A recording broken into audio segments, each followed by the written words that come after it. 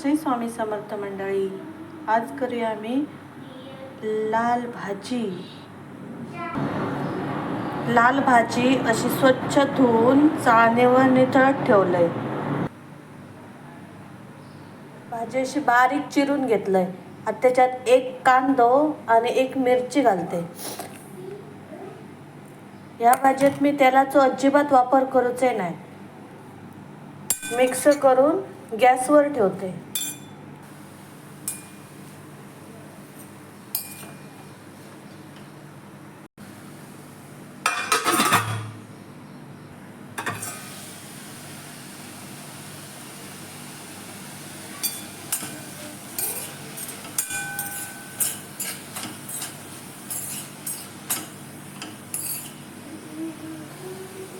आता त्याच्यात चवीपुरता मीठ घालू. चांगलं आहे ना, 5 मिनिटात तयार जाता भाजी. आता घालूया त्याच्यात आमच्या कोकणच्या जेवणाची शान खोबरा. तर खोबरा घातलंय, मिक्स करून घेऊया.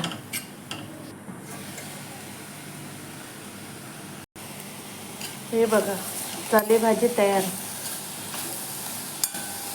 भाकरी बरोबर खावा, चपाती बरोबर खावा, खूप भारी लागता. अशी नक्की करा.